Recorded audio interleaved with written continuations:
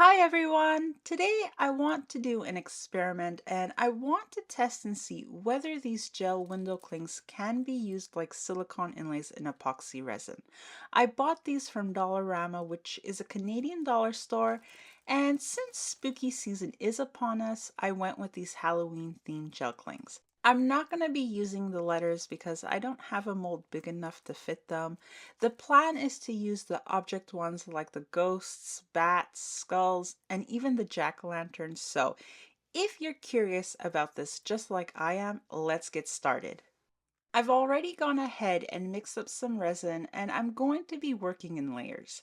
For this first layer, I'm going to be mixing some resin with some glow-in-the-dark powder for one tray and then some glitters for the other, and this resin is going to be for the rims of these molds. Once I've filled up the rims, I'm also going to be pouring a thin layer of clear resin in so that the gel window clings don't actually touch my molds. I'm not sure what they're made of, so I want to take the extra step to ensure that it doesn't fuse or mess up my molds. But it would be nice if they were made of silicone. Let me know in the comments if you've ever tried putting this type of window cling in your resin. I know I've seen a couple of videos here on YouTube where the creator makes a piece leaving the window clings in the resin, but I have yet to come across one where the gel window clings are used the way I'm testing them in this video. One thing I'm also going to be trying in this video that I honestly can't remember if I've ever done is spraying a little isopropyl alcohol into my molds to help move the resin get into all the nooks and crannies. I've seen quite a few resin artists recommend doing this. It's just another way to help avoid getting air bubbles trapped in the edges, but the reason you haven't really seen me do this is because I know isopropyl alcohol can make resin go funny sometimes, especially if too much is added, and it can also degrade your molds. So if you do this hack, keep that in mind.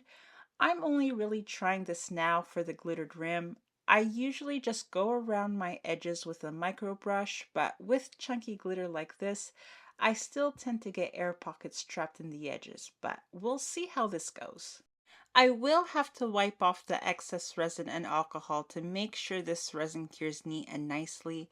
For the excess resin, I'm just using a toothpick and pushing it into the rims, and as for the alcohol, I'm just going to dab it with a paper towel. I may also have to use a baby wipe just in case the alcohol leaves some stains on my molds. Okay, so now that I've cleaned up the excess resin and alcohol off my molds, I'm going to pour the rest of this resin in. Like I said earlier, I'm only going to be pouring a thin layer, just enough to cover the silicone. I did wait about 10 to 15 minutes from pouring the rims to now so that the glitters and powder settled. Uh, Glitter tends to float, so I want to do my best to make sure the glitter mostly stays in the rims. I don't want any of the glitter getting into the space where the clings are going to go. Now I'm going to let this cure up and I'll be back tomorrow. This first layer is cured now, so I can go ahead and lay these gel window clings on the resin. I'm thinking I'm going to do the oval tray with the ghosts and possibly the jack-o'-lantern if it fits nicely. And then for the square tray, I'll do a skeleton skull with the bats.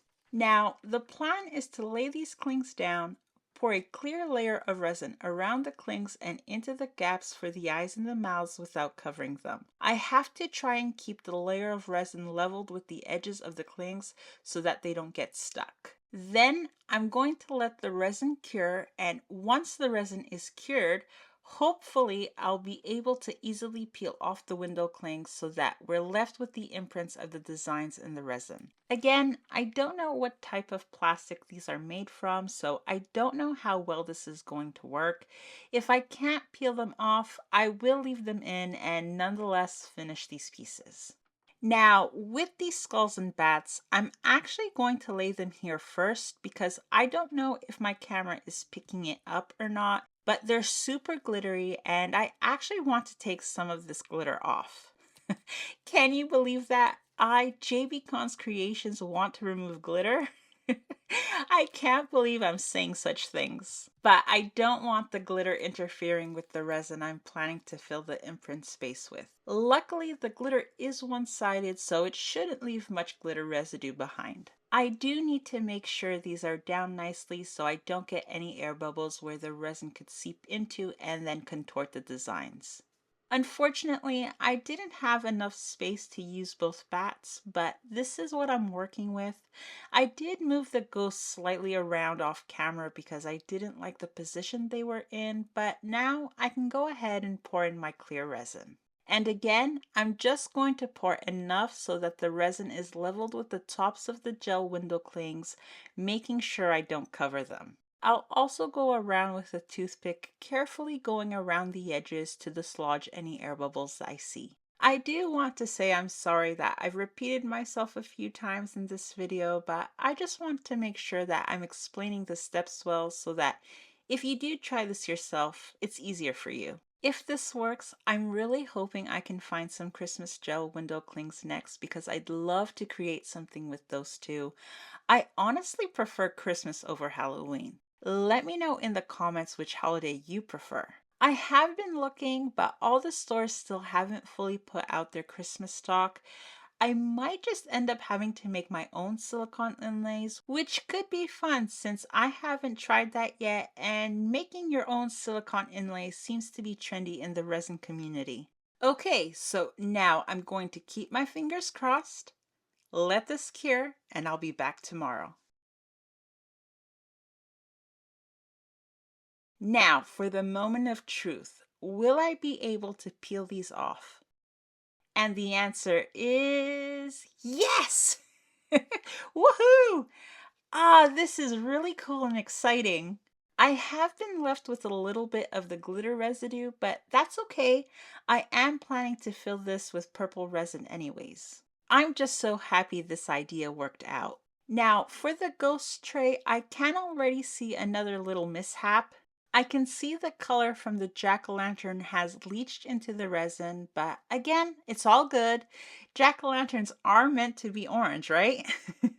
The orange pigment must be different from the other colors because it's the only one that I can tell that's dyed the resin. But I'm actually liking how it's been left. The orange dye is highlighting the details in the jack-o'-lantern. Now, one thing I'm wondering is, I wonder how many uses I'll be able to get out of these because surprisingly, the window clings are still soft and squishy. I honestly was expecting the heat from the resin to do something to them, like dry them out or something, but they don't seem affected by it. So now I want to make these imprints stand out more, so I'm going to be filling them with these glow-in-the-dark powders that I'm going to be mixing in some more resin. I think these powders are going to make these pieces more fun, and of course, glow-in-the-dark does go hand in hand with Halloween, don't you think? Now, I am going to be honest with you, I'm not very confident in using glow-in-the-dark powders. I've tried in the past and I've never really gotten the results I was hoping for, hence the lack of videos using glow-in-the-dark powders on my channel.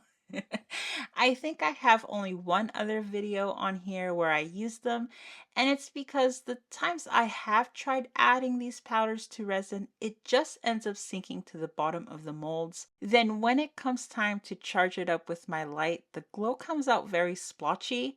I have a feeling it's because I'm not adding enough powder, but the hope for today is that since these imprints are small and shallow, I should be able to get a more satisfying result. Let me know in the comments if you use glow-in-the-dark pigments on the daily in your resin projects, and if you have any tips. You'll also have to let me know at the end of this video which of these pieces is your favorite. As of right now, I'm leaning towards the ghost tray. Once I'm done filling these, I will be setting these pieces aside for a few hours so that this resin cures up a bit, becomes a bit tacky, so then I can fill up the rest of these molds. One thing I haven't mentioned yet is the thickness of these window clings, and they're no more than 2 to 3 millimeters thick. Window clings and silicone inlays tend not to be too thick. at least the ones I've seen, but if you were to try using them, I would recommend using them in a mold that's slightly deep, so that way you have enough space for all your resin layers. Okay, it's been a few hours now, 4.5 hours to be exact, and I can go ahead and fill up the rest of these molds with the final layer of resin. This one has definitely taken me a few days to complete. I have here some mica powders, and I'm going to mix up some black for the square skull piece and this beautiful navy night sky blue for the oval ghost piece. This blue is going to go so nicely with the white and the orange. But yeah, this experiment has been really fun. I know the design of these window clings are a bit more whimsical and leaning towards childish, but it is interesting knowing that we can use these gel window clings like silicone inlays and resin. I'm wondering if it would work with UV resin too. Let me know if you'd like me to try. I can always do a quick short on that. Alright, so now I'm going to let this resin cure up and I'll be back to the moldies. These pieces are cured now, and just before I get to them, here's what I made with the leftover glow-in-the-dark resin. Hopefully I can think of something soon to put these in, but now let's get to these trinket trays. I think they both turned out great, and the ghost trinket tray is definitely my favorite. With the purple skull one, you can see a little bit of the glitter residue around the edges, but I personally think it looks good.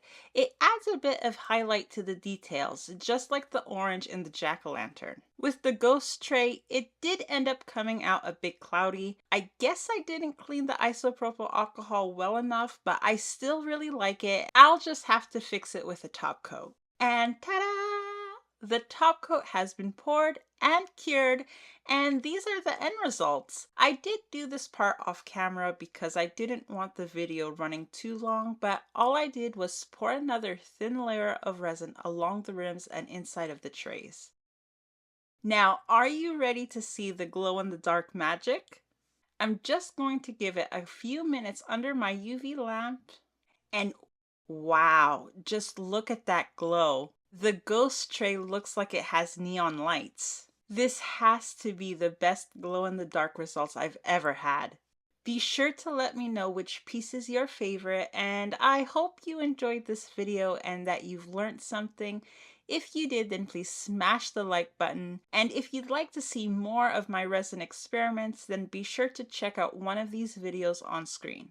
Thanks so much for watching. Bye!